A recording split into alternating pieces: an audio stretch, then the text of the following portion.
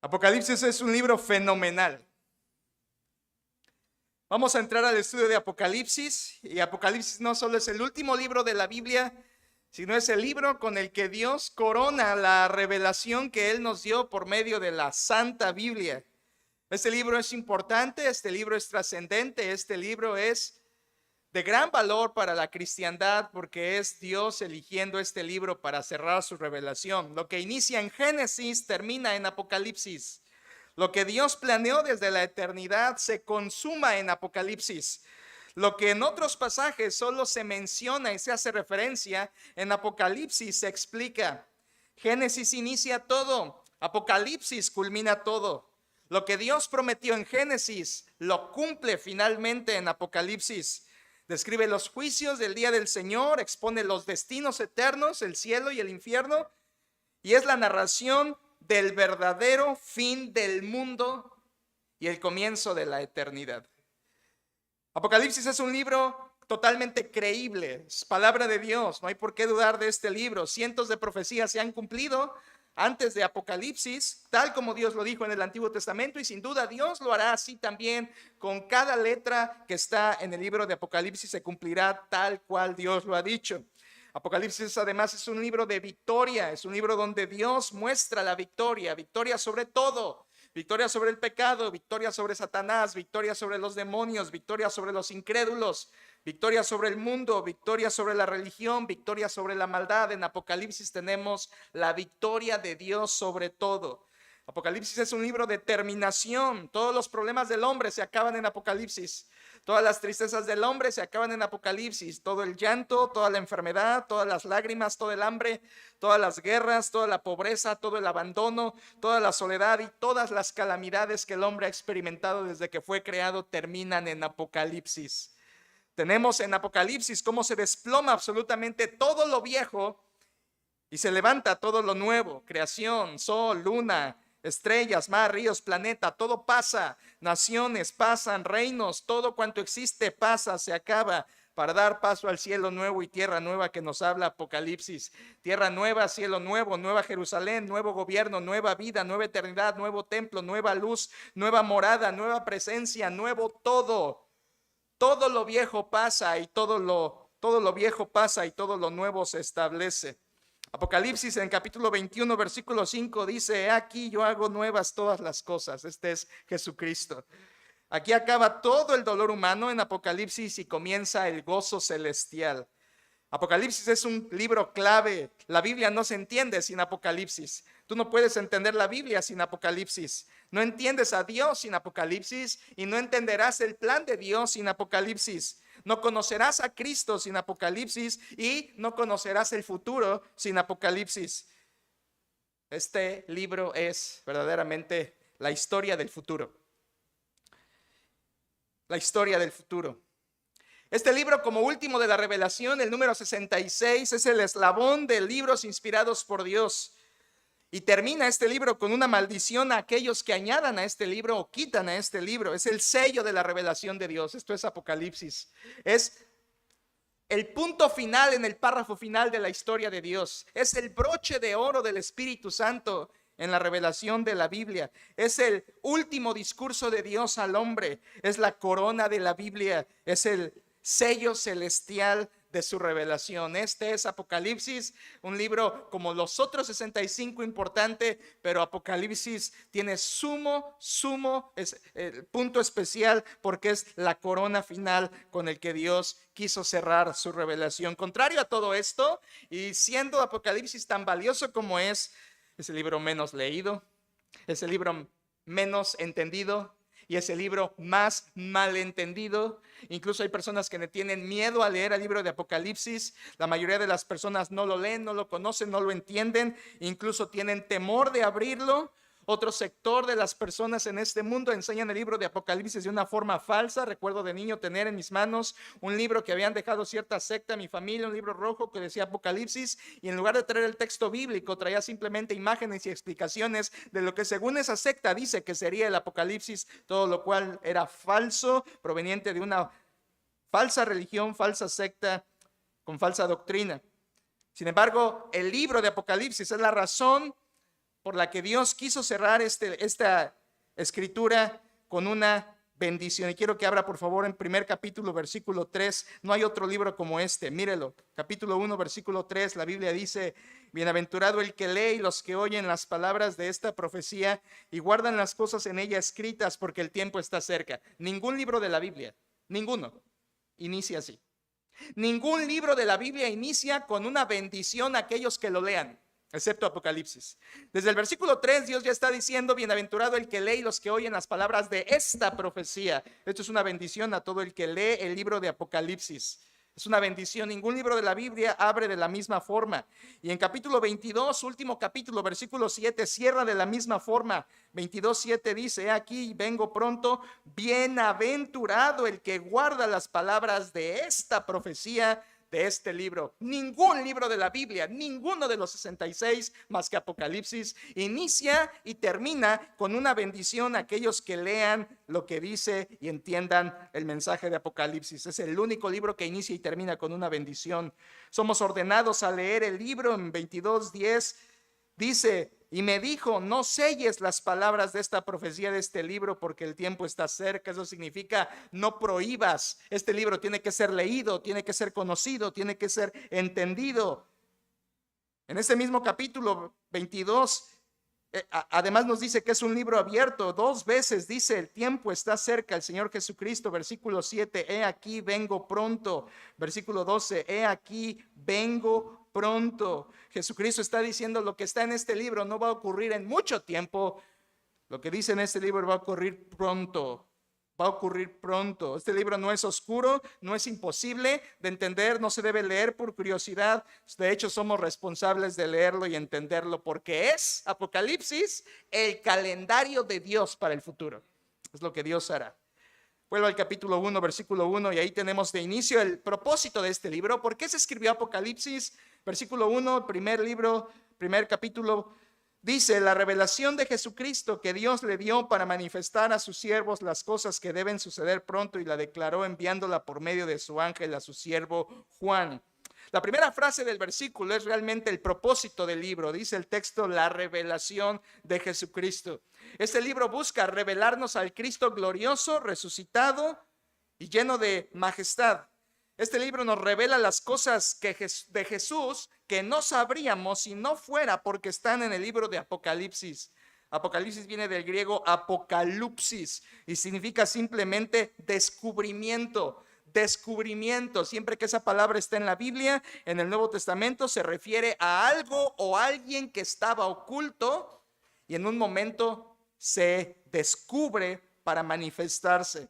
Esto es el libro del descubrimiento de Dios, de Jesucristo. Apocalipsis es el libro que descubres la gloria presente del Señor Jesucristo. En este libro Jesucristo se manifiesta, se descubre en su gloria total como está ahora. Los evangelios dan a Jesucristo como hombre, revelan su ministerio como hombre, pero Apocalipsis nos revela su exaltación en gloria. Este libro nos revela 3 cosas de Jesucristo. En primer lugar, nos revela su vindicación. La última imagen que el hombre en esta tierra vio de Jesucristo es un hombre sanguinolento, colgado de una cruz, pendiendo y muriendo. Pero en Apocalipsis tenemos la vindicación del que murió, estando en gloria, coronado de gloria y majestad. Además, en el libro de Apocalipsis vemos la salvación de Jesucristo, en donde consuma Él lo que Él ha prometido a los suyos, salvarlos del castigo eterno. Y en Apocalipsis tenemos también la victoria de Jesucristo. En Apocalipsis, Cristo es el vencedor. Así que en este libro se nos revela su vindicación, su salvación y su victoria. No es un libro solo que nos dice lo que va a suceder. No tenga esa imagen de Apocalipsis, simplemente que dice algo del futuro. Apocalipsis es el libro que nos revela una persona y lo que esa persona es y lo que esa persona hará. Apocalipsis es la revelación de Jesucristo, de quién es Él y qué va a hacer. En Apocalipsis tenemos estas 2 revelaciones de Cristo: quién es Él ahora y lo que va a hacer Él en el futuro con este mundo. Este libro pone a Jesucristo en el centro y nos revela su persona y su plan, tal como lo vieron aquellos 3 discípulos en Mateo 17, en la transfiguración de Jesucristo, cuando Él se les resplandeció delante de ellos y vieron un poco de la gloria de Jesucristo. En Apocalipsis tenemos eso destellantemente para todos a disposición del libro de Apocalipsis. La revelación de Jesucristo y su plan futuro es la mejor forma de recordar este libro que vamos a estar estudiando a continuación. La revelación de Jesucristo y su plan futuro. De esto trata el libro. Es una revelación que proviene de Dios, no de hombre, y Dios se la manifestó. Dice aquí, versículo 1, a su siervo Juan por medio de un ángel. Esto es un ángel ayudándole a Juan a entender las visiones. Todo el libro de Apocalipsis es una visión que Dios le dio a Juan por medio del ángel que estaba ahí ayudándole a entender. Pero empecemos por Juan. Estamos hablando de Juan el apóstol, Juan el anciano, Juan el discípulo amado, escritor de un evangelio y de 3 cartas en el Nuevo Testamento. Al final del versículo 1 dice Juan. Es el último apóstol con vida. Estamos hablando del año cerca del año 96. Y Juan debería tener más de 90, casi 100 años de edad. Es el último apóstol con vida. Y esta revelación fue para él un consuelo, porque era el último discípulo con vida. Todos habían partido, él era el último. Y creo que esta revelación a su vida fue un consuelo para mostrarle quién es Cristo todavía. Y aunque él era el último que quedaba, anciano y solitario, Dios le manda esta revelación en la isla de Patmos. La isla de Patmos es una isla rocosa en el mar Egeo, entre Éfeso y Atenas.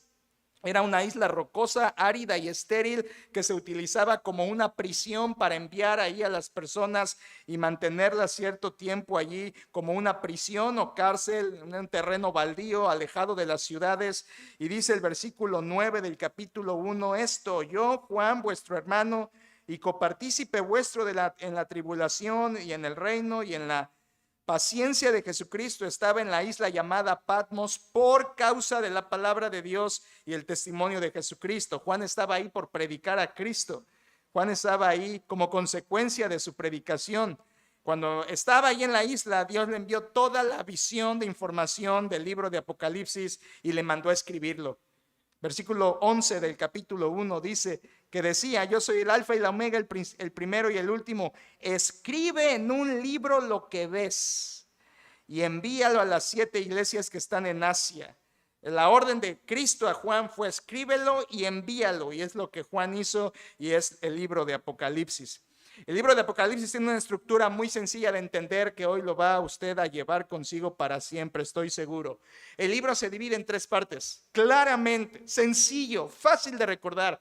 Apocalipsis en sus 22 capítulos se divide solo en 3 partes.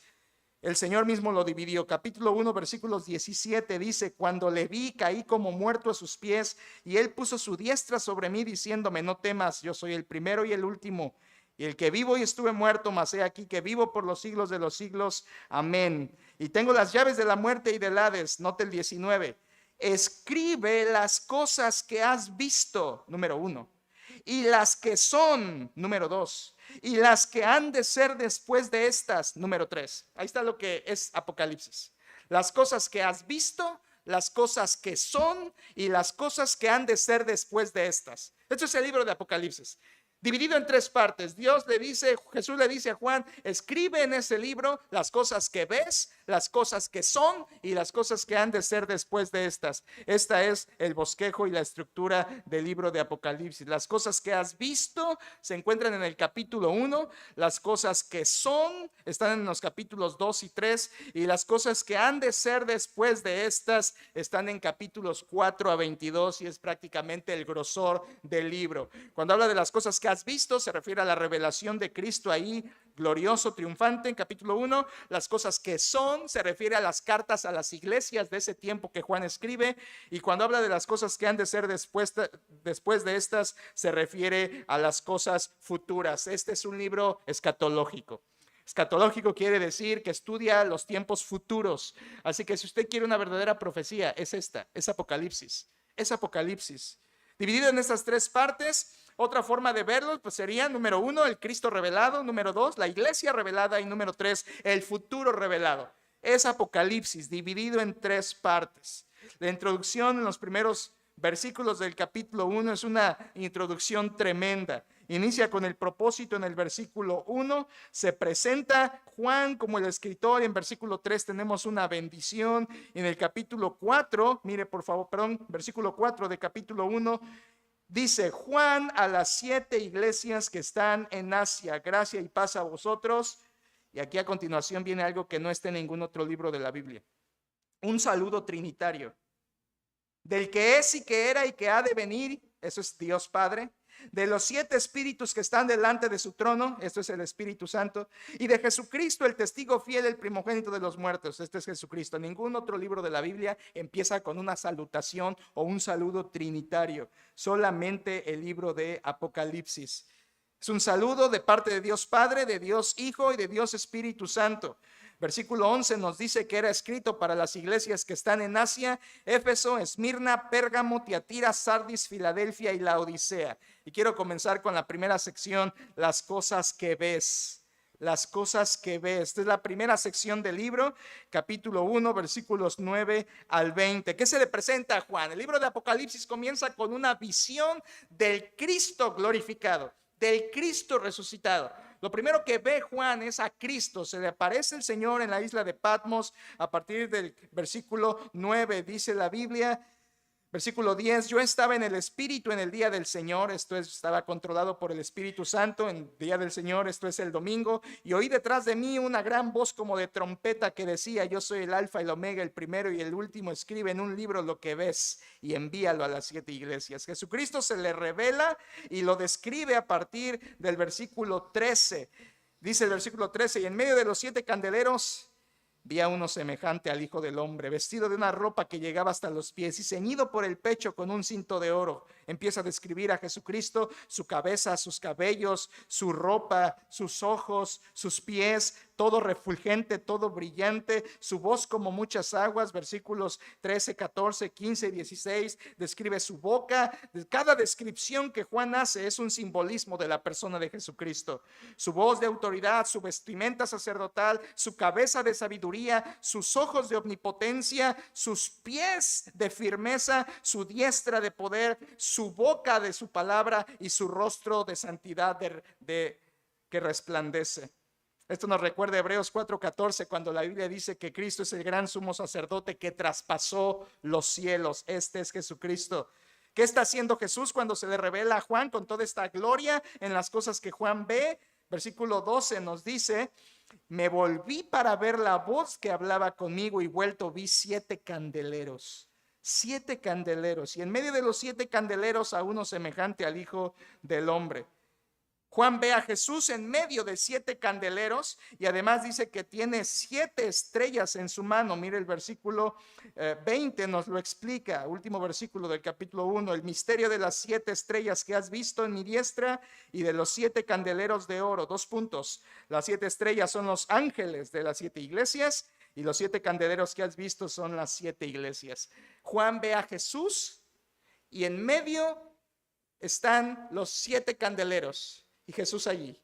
Y en la diestra de Jesús 7 estrellas. ¿Qué son estos simbolismos? Las 7 estrellas, dice Juan, son los 7 ángeles. La palabra angeloi es mensajero. Entonces se está refiriendo ahí no a ángeles celestiales, sino a mensajeros terrenales. ¿Quiénes son los mensajeros terrenales de las iglesias?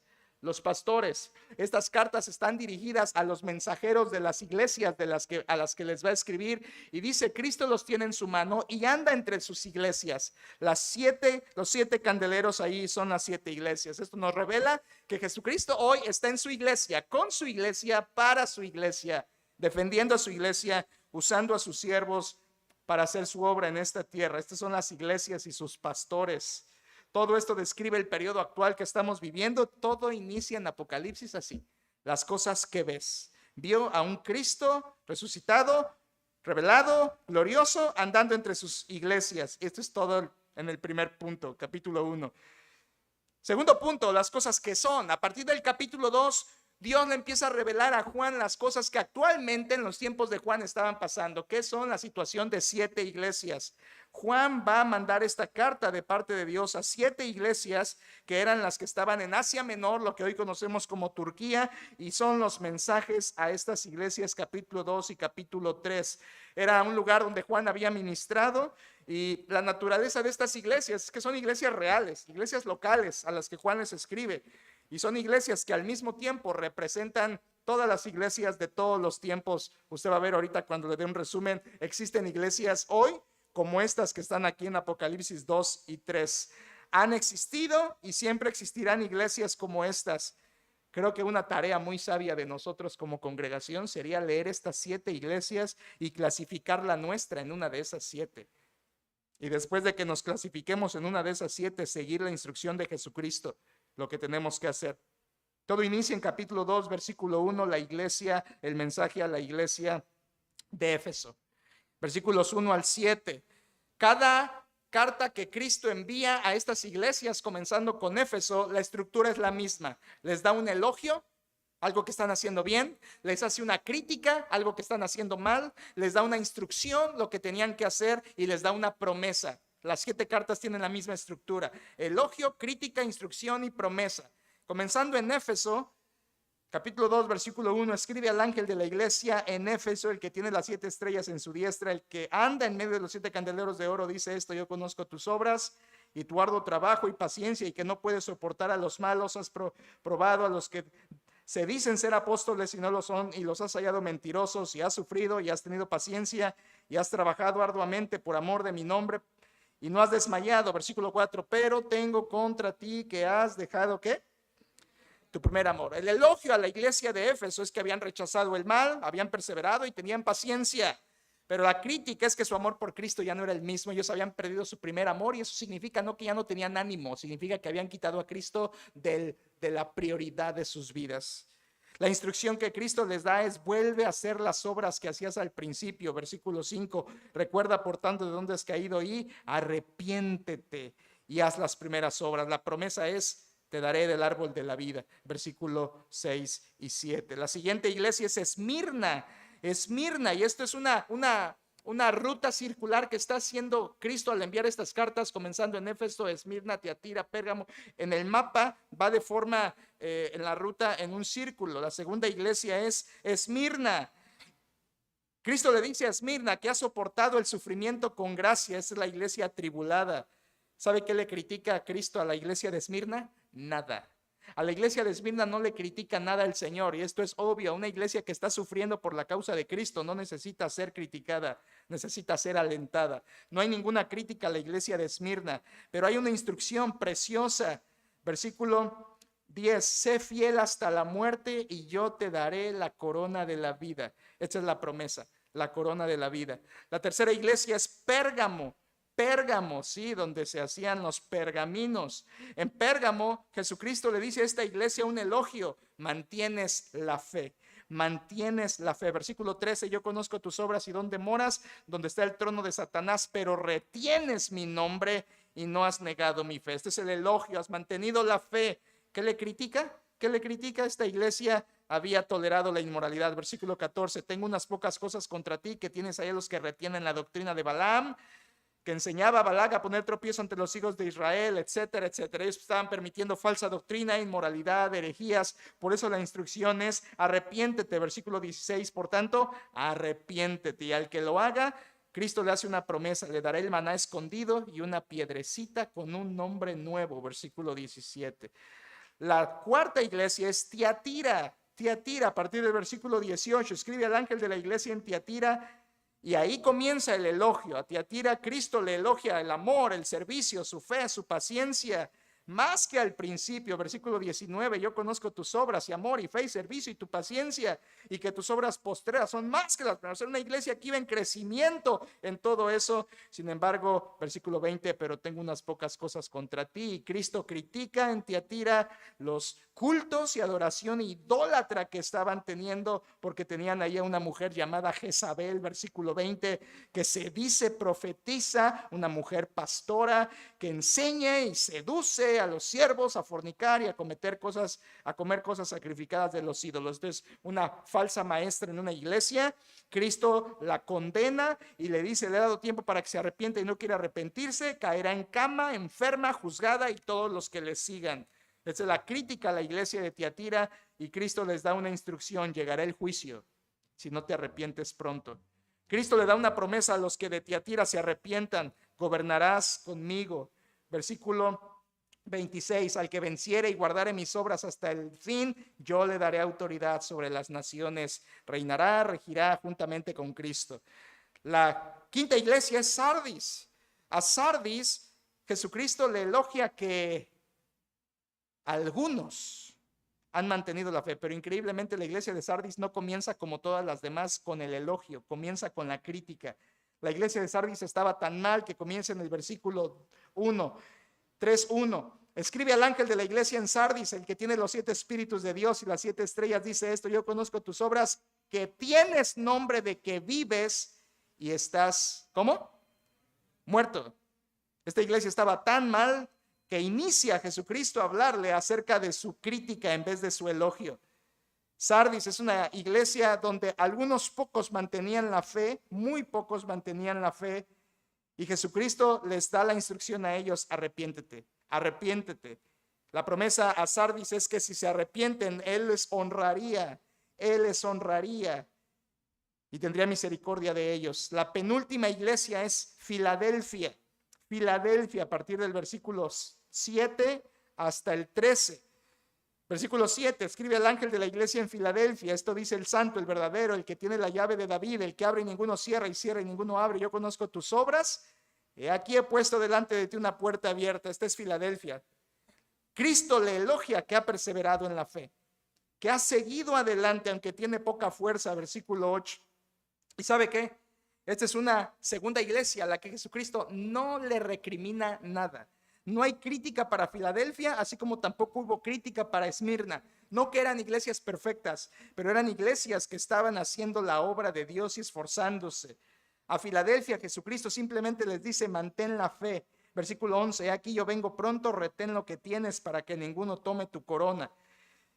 Y Jesucristo les promete un lugar en la presencia de Dios. Versículo 12, al que venciere, es una referencia a los verdaderos creyentes: el que venciere, yo lo haré columna en el templo de mi Dios. Esto es, estará en la presencia de Dios. Última iglesia a la que Juan escribe es la Odisea. La Odisea, no hay ningún elogio para la Odisea, es una iglesia totalmente indiferente. Versículo 15, yo conozco tus obras, que ni eres frío ni caliente. Ojalá fueses frío o caliente, pero por cuanto eres tibio y no frío ni caliente, ¿qué iba a hacer Jesús? Te vomitaré de mi boca. ¿Qué significa que esta iglesia de la Odisea era tibia y no fría ni caliente? Significaba simplemente que era un lugar que se llamaba iglesia, pero los que estaban allí, ninguno era frío, es decir, ninguno era verdadero creyente. Pero ninguno era caliente tampoco, es decir, ninguno se arrepentía. ¿Entiendes? Era una iglesia de falsos cristianos. Era una iglesia de religiosos, pero ningún converso. Era un lugar donde decía iglesia y se reunían y cantaban, pero nadie de ellos era salvo. Habían dejado a Cristo fuera, por eso el versículo 20 dice: aquí yo estoy a la puerta y llamo. Y aunque lo usamos para hablar del corazón, literalmente ahí la interpretación correcta es: Jesucristo está tocando la puerta de esa iglesia para que lo dejaran entrar. Se decían iglesia, pero ninguno era creyente dentro de esa iglesia, y Cristo está queriendo entrar a esa iglesia. Y si uno oye su voz y abriera la puerta, Cristo podría entrar a esa iglesia y comenzar una comunión con esa iglesia. Esta es la iglesia peor de todas, la Odisea, una iglesia que se dice iglesia y no lo es, porque han dejado a Jesucristo fuera de ella. Una iglesia indiferente. La instrucción es que busquen a Jesucristo. Versículo 18, yo te aconsejo que de mí compres oro refinado en fuego para que seas rico, y vestiduras blancas para vestirte. Estos eran pecadores, no se habían arrepentido. Es una iglesia falsa como muchas hay hoy. Si alguno vencía y le dejaba entrar, participarían del trono de Dios. Versículo 21. Aquí tenemos las 7 iglesias diferentes unas de otras. 2 no tienen crítica: Esmirna y Filadelfia.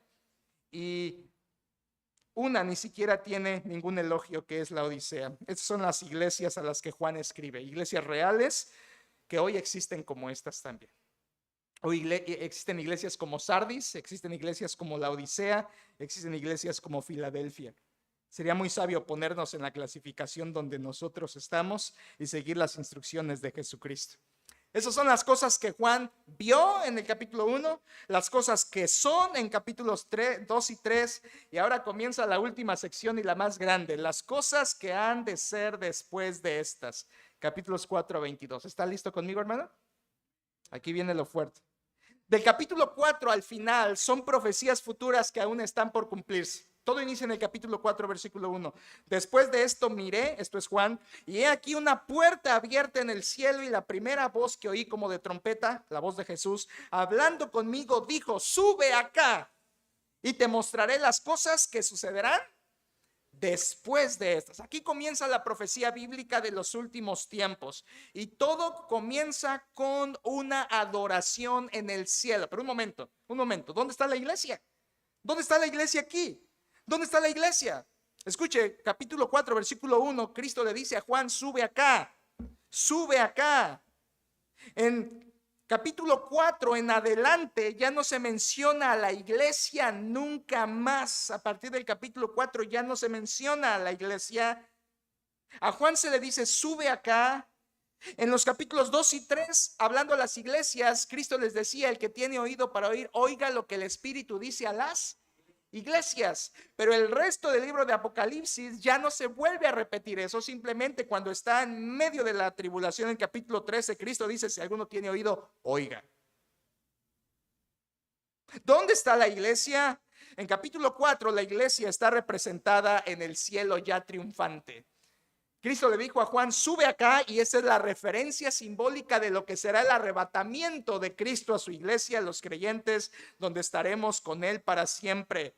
La escena es el trono de Dios. Vea el versículo 2, 4, 2. Y al instante yo estaba en el espíritu, y aquí el trono establecido en el cielo, y en el trono uno sentado. Versículo 3 dice que era un ambiente hermoso, está rodeado de ángeles. Versículo 6 dice: delante del trono había como un mar de vidrio, semejante al cristal, y los seres vivientes llenos de ojos. Estos son ángeles, querubines alrededor del trono de Dios. Pero versículo 4 hay algo de llamar de atención: y alrededor del trono había 24 tronos. Alrededor del trono de Dios había 24 tronos, y vi sentados en los tronos a 24 ancianos, vestidos de ropas blancas, con coronas de oro en sus cabezas. ¿Quiénes son estos? ¿Quiénes son estos? Identificamos a los ángeles. Versículo 6, versículo 8 dice que tenían alas. ¿Qué estaban haciendo? Versículo 8 dice que están adorando, y los 4 seres vivientes tenían cada uno 6 alas alrededor, y por dentro estaban llenos de ojos, y no cesaban día y noche de adorar: santo, santo, santo. Identificamos a los ángeles, están adorando a Dios. Pero ¿quiénes son los ancianos del versículo 4? ¿Quiénes son ellos? Identifíquelos. Dice que tienen ropas blancas, dice que están sentados en tronos, dicen que tienen coronas en sus cabezas, y además el versículo 10 dice que son ancianos.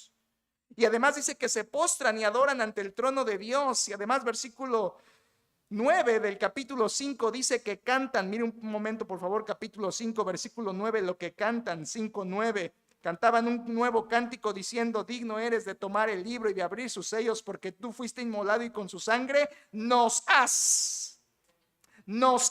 Lo toman de forma personal.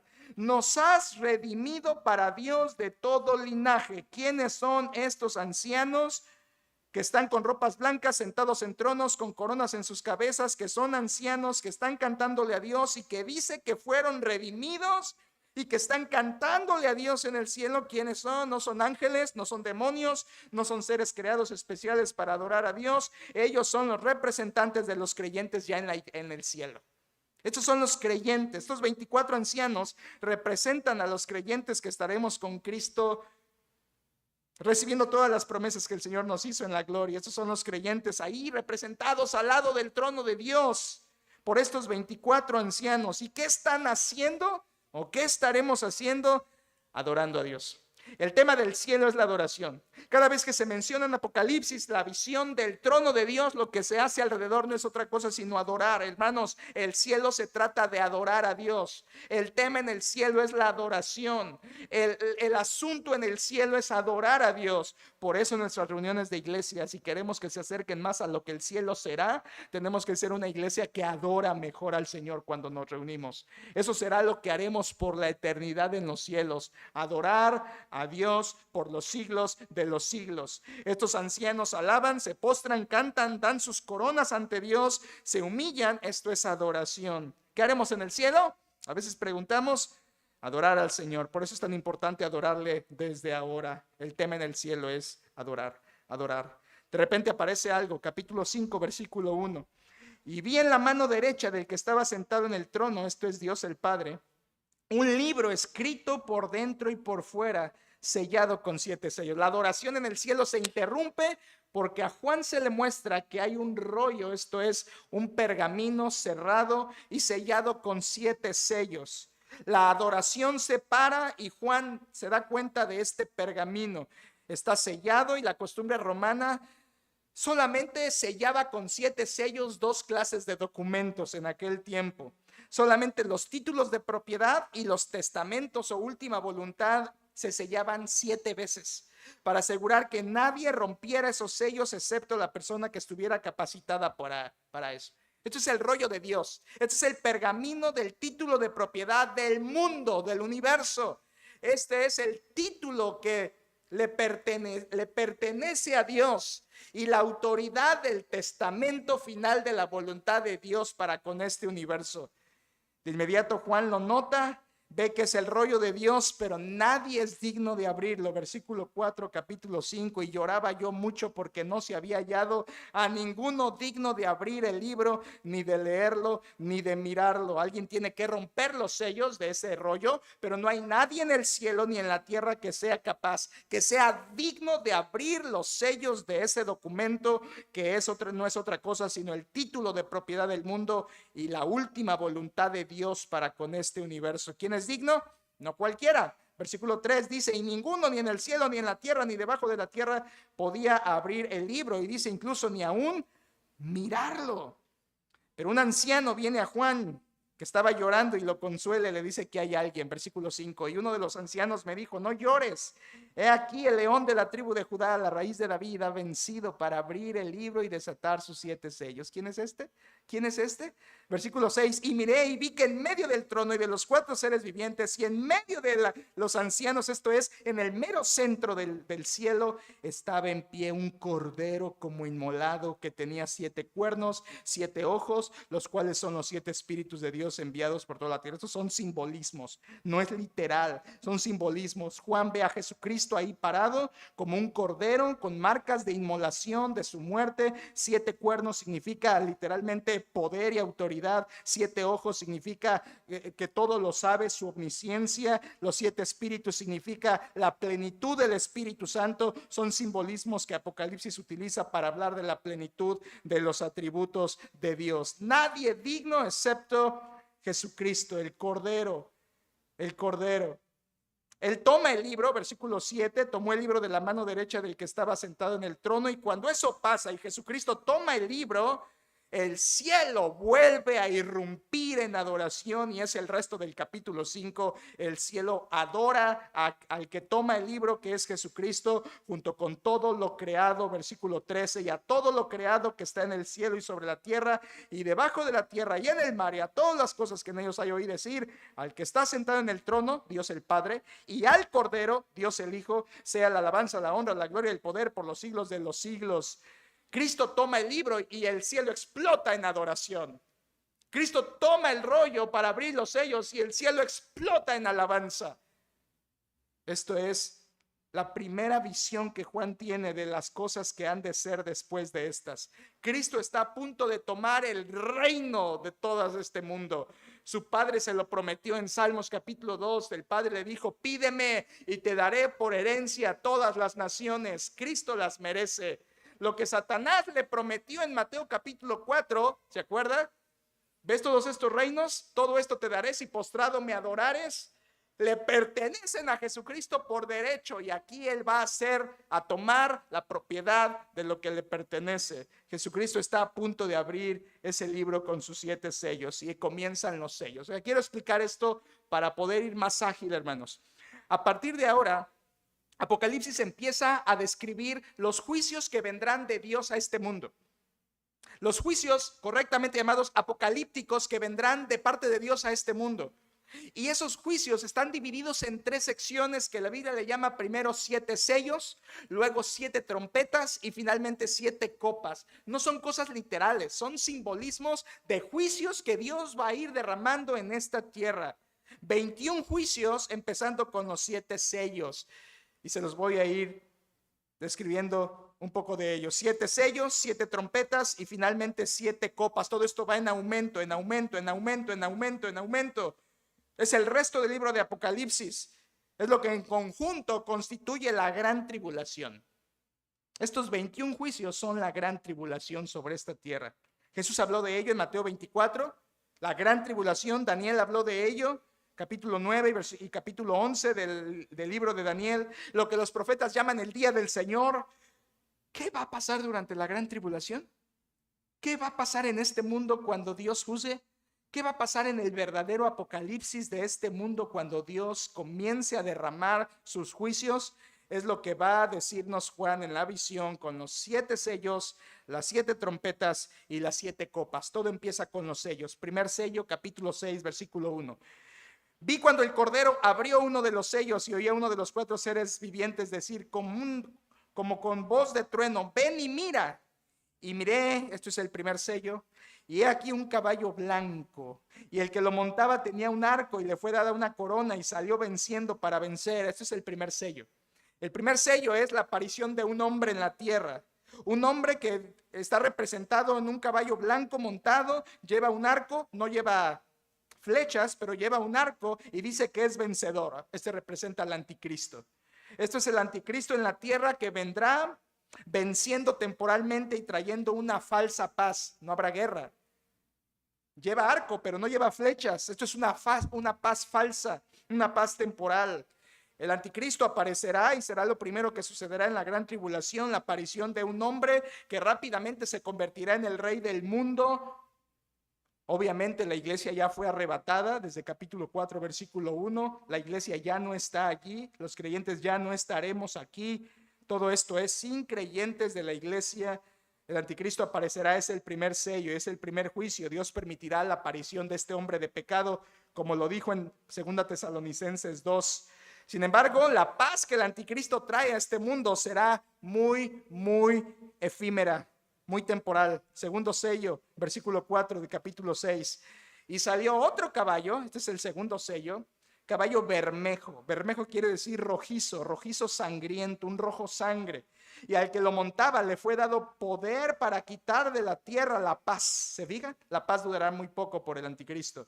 Y que se matasen unos a otros, y se le dio una gran espada. Esta es una espada no larga, es una espada corta, pero es una espada que se usaba para matanzas. Aquí tenemos un caballo bermejo, rojizo. Esto significa no a un hombre, sino a una situación mundial que sucederá después de que el anticristo surja.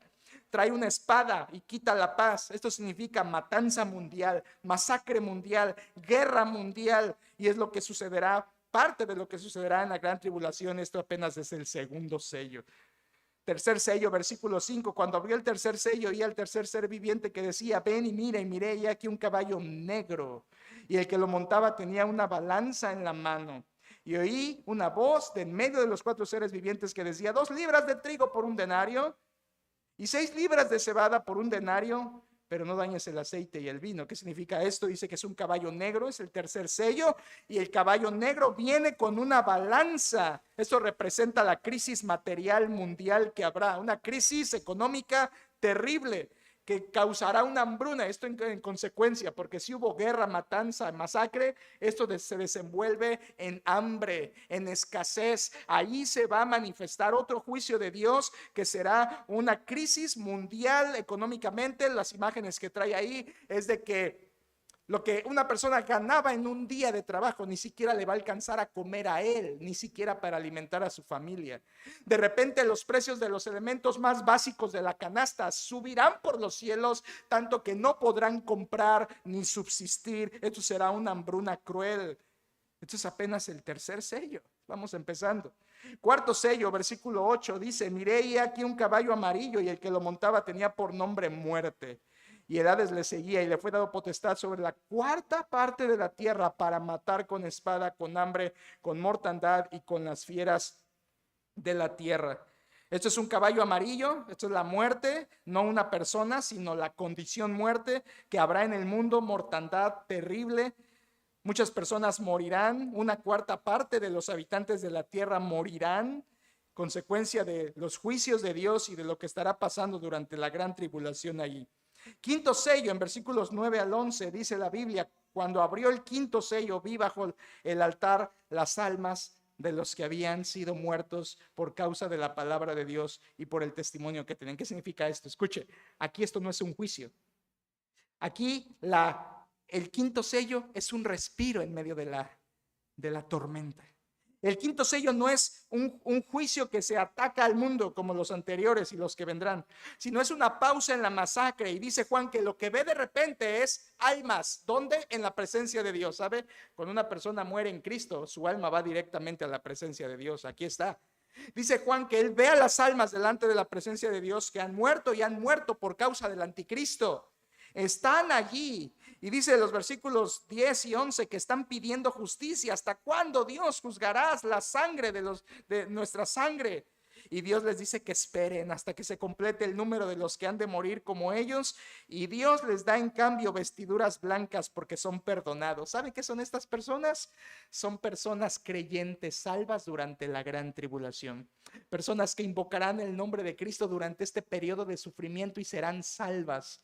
Pero les costará la vida, pero morirán e irán a la presencia de Dios su alma para estar con Dios, aunque los sufrimientos en la tierra seguirán. ¿Habrá salvos durante la gran tribulación? Sí, pero les costará la vida. Este es un respiro en la tormenta. Habrá salvos ahí.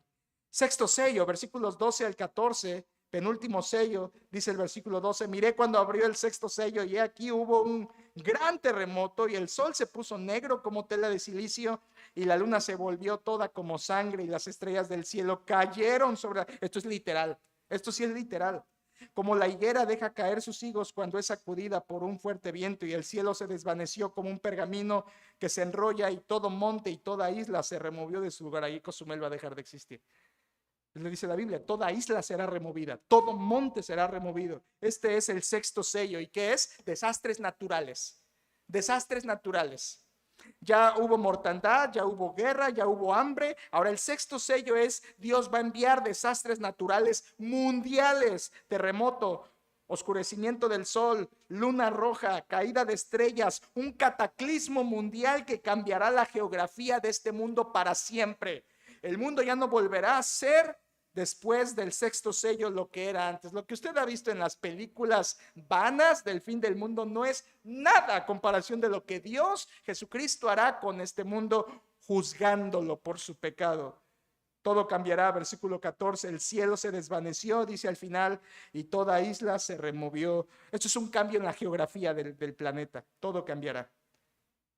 Al recibir estos primeros 6 juicios, la Biblia nos indica la reacción de las personas que estén en la tierra. Esto es increíble, véalo por sus propios ojos para que me crea. Versículo 15: y los reyes de la tierra y los grandes, los ricos, los capitanes, los poderosos y todo siervo y todo libre se escondieron en las cuevas entre las peñas de los montes, y decían a los montes y a las peñas: caed sobre nosotros y escondednos del rostro de aquel que está sentado sobre el trono y de la ira del Cordero, porque el gran día de su ira ha llegado. ¿Y quién podrá sostenerse en pie? Nota esto, nota esto. Son personas que están sufriendo en la gran tribulación en la tierra, quieren esconderse, saben que es la ira de Dios sobre ellos, pero no se arrepienten. Quieren esconder. Esto es semejante a la Torre de Babel. No me importa Dios, si Dios vuelve a inundar este mundo, decían los de Babel, si Dios vuelve a mandar otro diluvio, me voy a hacer una torre para librarme. Es lo que están haciendo acá. La ira de Dios sobre mí, no me importa, yo me escondo en la cueva, me escondo. Esta es la dureza de corazón de las personas que estarán durante la gran tribulación y que no se arrepentirán de sus pecados. Esto es el colmo del corazón duro. Queda pendiente un sello, el séptimo, pero en el capítulo 7 tenemos otro respiro. Y así es Apocalipsis, Cuando usted lee Apocalipsis, no crea que todo va cronológicamente. Juan lo que hace, o mejor dicho, Dios lo que hace es darle a Juan narrativa, y después hace una pausa de un respiro, de algo en calma, de algo que traiga un poco de alivio a todo el castigo que Dios está derramando sobre el mundo. Y el capítulo 7 es un respiro más. El capítulo 7 tenemos el segundo respiro de la gran tribulación y Dios le revela a Juan la salvación de Israel. Aquí Israel será salvo. Capítulo 7, versículo 1. Después de esto vi a 4 ángeles en pie sobre los 4 ángulos de la tierra, que detenían los 4 vientos de la tierra para que no soplase viento alguno sobre la tierra, ni sobre el mar, ni sobre ningún árbol. Vi también a otro ángel que subía de donde sale el sol y tenía el sello del Dios vivo, y clamó a gran voz a los 4 ángeles a quienes se les había dado el poder de hacer daño a la tierra y al mar, diciendo: no hagáis daño a la tierra, ni al mar, ni a los árboles, hasta que hayamos sellado en sus frentes a los siervos de nuestro Dios. Y oí el número de los sellados: 144,000 sellados de todas las tribus de Israel. Estos son los verdaderos 144,000, no los que dicen los testigos de Jehová. Los 144,000 son judíos que serán no solo salvos en la gran tribulación, sino que se convertirán en los predicadores de la gran tribulación. Ellos son salvos. Dios sabe sus tribus, ¿saben? Los judíos no saben sus tribus. Todo se perdió en el año 70 cuando se quemó el templo. Sus registros genealógicos se perdieron, pero Dios sabe de qué tribu es cada hombre judío en esta tierra, y Dios va a salvar 144,000, 12,000 de cada tribu. Además, si no le convence que no son los testigos de Jehová, el capítulo 14 dice que son vírgenes. No son los judíos, son vírgenes. Estos 144,000. Esta es su identidad. Son salvos, son judíos, son vírgenes y serán los predicadores durante la gran tribulación. Estarán protegidos por Dios con ese sello que impedirá que les hagan daño hasta que cumplan su predicación. Y como predicarán el mensaje de salvación, muchos creerán en ellos. Y por esos 144,000 predicadores de la gran tribulación judíos, tenemos lo que está en el versículo 9 del capítulo 7. Después de esto, o sea, después de ver a los 144,000, he aquí una gran multitud, la cual nadie podía contar, de todas naciones y tribus y pueblos y lenguas, que estaban ¿dónde? Esto es el cielo, delante del trono, en la presencia del Cordero, vestidos de ropas blancas y con palmas en las manos. ¿De dónde salieron ellos? Son personas ganadas por el ministerio de los 144,000 predicadores judíos, que ganarán almas de todo el mundo, por eso los judíos están hoy dispersos en todo el mundo, y Dios elegirá a 144,000 en todo el mundo que predicarán, y una multitud inmensa de creyentes llegarán a los pies de Cristo por medio de esos 144,000. Esto es un respiro en medio de los juicios de la gran tribulación. Los 144,000 predicarán y habrá fruto de miles de personas, una multitud que adorará en el cielo. Y gracias a Dios, en medio del sufrimiento de la gran tribulación, hay salvación y gracia todavía. Séptimo sello, capítulo 8, versículo 1. Bueno, la multitud aparece y vuelve a estallar el cielo en adoración una vez más. Pero en capítulo 8 tenemos el último sello, versículo 1. Cuando abrió el séptimo sello, se hizo silencio en el cielo como por media hora. Esto es la calma antes de la tempestad. Esto es como el ojo del huracán. Esto es como la calma antes de lo peor. Esto es el séptimo sello. Es un silencio de media hora que habrá en el mundo, que anticipa que los juicios que están por venir serán peores. Versículo 2, vienen a escena los siguientes participantes de los juicios. Versículo 2, y vi a los 7 ángeles que estaban en pie ante Dios, y se les dieron 7 trompetas. Se acabaron los 7 sellos, los primeros juicios, y comienzan las 7 trompetas. La primera trompeta, versículo 7 de capítulo 8, dice: el primer ángel tocó la trompeta y hubo granizo y fuego mezclados con sangre que fueron lanzados sobre la tierra, y la tercera parte de los árboles se quemó y se quemó toda la hierba. A ver, esto es literal. Esto es literal. La primera trompeta será una lluvia de fuego que destruirá árboles y hierbas. Dios le enviará. Esto es lluvia de fuego, iglesia. Esto matará a personas y hará cada vez la tierra más inhabitable, sin plantas, sin árboles, sin hierbas. Segunda trompeta, versículo 8, el segundo ángel tocó la trompeta y como una gran montaña ardiendo en fuego fue precipitada en el mar y la tercera parte del mar se convirtió en sangre. Esto es un juicio sobre el mar. Esto seguramente es un meteorito que Dios permitirá o un asteroide que caiga en el mar y destruirá 1/3 de los animales del mar. La vida en el mar se acabará como se conoce, se acabarán las naves, los barcos, dice allí que se acabarán, el mar se convertirá en sangre. No sabemos si realmente Dios lo convertirá en sangre o de tanta muerte que habrá de animales en el mar se tornará rojizo como de sangre, pero es una devastación contra la humanidad, no contra el mar, porque el hombre depende mucho del mar. Así que esto es un juicio contra la humanidad por no reconocer a Dios como su creador. La tercera trompeta está en el versículo 10. El tercer ángel tocó la trompeta y cayó del cielo una gran estrella, ardiendo como una antorcha, y cayó sobre la tercera parte de los ríos y sobre las fuentes de aguas. Esta es una estrella ardiendo. Podemos estar seguros que es un cometa que caerá sobre los ríos y contaminará las aguas dulces de la tierra. El mundo se quedará sin agua para beber. Su nombre de esta estrella que cae es Ajenjo. Y la poca agua que quedaba será contaminada, envenenada e imposible de tomar. Versículo 11.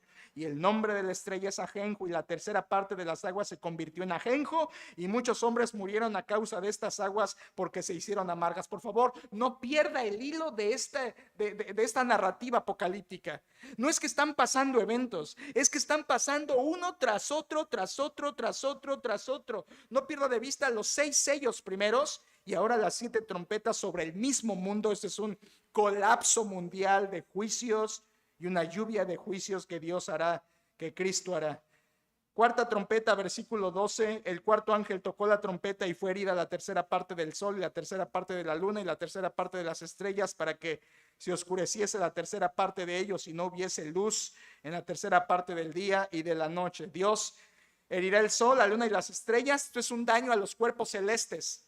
El clima cambiará, los climas cambiarán, el calendario cambiará porque las noches serán más largas, habrá más frío, el clima cambiará drásticamente, habrá tantos eclipses que ya no se podrá saber cuándo es día y cuándo es noche. Esto traerá repercusión al trabajo, al calendario, a la vida, al sueño, a la enfermedad. Traerá repercusiones sobre toda la tierra, sobre animales y personas. Hermanos, esto es una convulsión del mundo, mientras Jesucristo va derramando juicios uno a uno. Antes de la quinta trompeta, Juan oye un grito en el cielo, versículo 13, y miré y oí un ángel volar por en medio del cielo diciendo a gran voz: ¡ay! ¡ay! ¡ay! De los que moran en la tierra a causa de los otros toques de trompeta que están para sonar los 3 ángeles. Esto significa, si las 4 primeras trompetas fueron fuertes, difíciles, las que restan por venir serán peores, tanto así que les llama ay, ay, ay. Quinta trompeta, capítulo 9, versículos 1 y 2. El quinto ángel tocó la trompeta y vi una estrella que cayó del cielo a la tierra. Escuche, esto sí ya no es una estrella literal, lo sabemos por el contexto. Y vi a una estrella que cayó del cielo a la tierra y se le dio la llave del pozo del abismo. Y abrió el pozo del abismo y subió humo del pozo como humo de un gran horno, y se oscureció el sol y el aire por el humo del pozo, y del humo salieron langostas sobre la tierra, y se les dio poder como tienen poder los escorpiones de la tierra. ¿Qué es esto? ¿Qué es esta quinta trompeta? Dice que una estrella cae del cielo. Es Satanás. Esto es Satanás cayendo a la tierra, y cuando Dios saca del cielo a Satanás, porque Satanás tiene acceso al cielo, Job capítulo 1 y capítulo 2, pero aquí en la quinta trompeta Satanás será echado del cielo, cae a la tierra, abre el abismo y salen langostas. Estos no son langostas, iglesia, estos son demonios. Demonios que toman forma de langostas combinados con escorpiones. Su ataque será contra aquellos que no tienen el sello de Dios, versículo 4, y se les mandó que no dañasen a la hierba de la tierra, ni a la cosa verde alguna, ni a ningún árbol, sino solamente a los hombres que no tuviesen el sello del Dios en sus frentes. Es decir, estos demonios no tocarán a los 144,000 ni a sus conversos. Serán demonios que estarán para atormentar. Su labor es esa, atormentar. No dañan la creación, sino son mandados solamente a atormentar a incrédulos. En ese tiempo, la gente querrá morirse, pero no podrán. Versículo 5. Y les fue dado que no los matasen, sino que los atormentasen 5 meses, y su tormento es como tormento de escorpión cuando hiere al hombre. Y en aquellos días los hombres buscarán la muerte, pero no la hallarán, y ansiarán morir, pero la muerte huirá de ellos. Sí, hermanos, en este periodo de la gran tribulación no habrá muerte. La intención de Dios es atormentar, como decía mi maestro de Apocalipsis en el instituto. En esos días la muerte se fue de vacaciones. No habrá muerte, será tormento por estos demonios que serán soltados del abismo en este sello. La gente deseará morir y no podrá. Es bizarra la descripción que hace Juan de estos demonios, versículos 7 al 10, aspecto de langostas, caballos para la guerra, cabezas con coronas, caras como de humano, cabello como de mujer, dientes como de leones, corazas de hierro, ruido en sus alas, o sea, tienen alas. Se escucha fuerte su ruido. Tienen colas de escorpiones, versículo 10, aguijones en sus colas, que son con las que dañan a los hombres por 5 meses. Vea por qué son demonios, versículo 11. Y tienen por rey sobre ellos al ángel del abismo, cuyo nombre en hebreo es Abadón y en griego Apolión. Esto significa destructor en hebreo y en griego y en hebreo respectivamente. Significa destructor. Son demonios. Ahora entiende por qué el ángel decía, ¡ay, ay, ay! Por las trompetas que faltan por venir.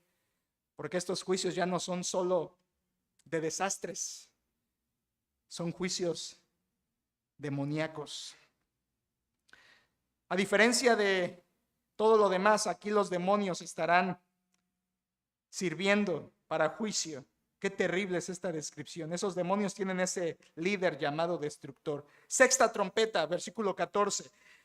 Diciendo al sexto ángel que tenía la trompeta, desata a los 4 ángeles que están atados junto al gran río Éufrates. Y fueron desatados los 4 ángeles que estaban preparados para la hora, día, mes, año, a fin de matar a la tercera parte de los hombres. Y el número de los ejércitos de los jinetes era 200 millones. Este es la sexta trompeta. Se desatan 4 ángeles más. Son demonios, son seres que Dios tenía preparado para ese tiempo, para ese día, mes y año. Estos 4 demonios no son solo 4, sino que tienen un ejército que Juan escucha que era un ejército impresionante de 200 millones de demonios. Versículo 16. Y el número de los ejércitos de los jinetes era 200 millones. Yo oí su número. Hermanos, la gran tribulación, en esta parte, el mundo se llenará de demonios. Será la actividad más demoníaca que habrá existido en toda la creación. Y será parte del juicio de Cristo a este mundo. Ellos tienen cabezas de leones, corazas de fuego, colas de serpiente y de su boca sacan fuego. A diferencia de los demonios anteriores, estos sí pueden matar y aniquilarán a la tercera parte de la humanidad. Hermanos, la población mundial se va a ir reduciendo cada vez más. Por eso, con razón, Jesucristo dijo en Mateo 24, 22, y si aquellos días no fuesen acortados, nadie sobreviviría. Nadie sobreviviría. ¿Qué está pasando acá? ¿Está entendiendo? ¿Qué está pasando? Es la gran tribulación. Dios está juzgando a los incrédulos por medio del desastre. Dios está destruyendo su creación en el mismo orden que lo creó. Cielos, tierra, mares, vegetación, lumbreras, y al final, como lo fue en el sexto día, Él también va a destruir al hombre. Esto es tan solo la mitad de la gran tribulación. Faltan trompetas y faltan copas, pero con esto es suficiente para saber que Dios es juez justo que juzgará este mundo. Nadie se va a librar de esto, excepto que confíe en Jesucristo.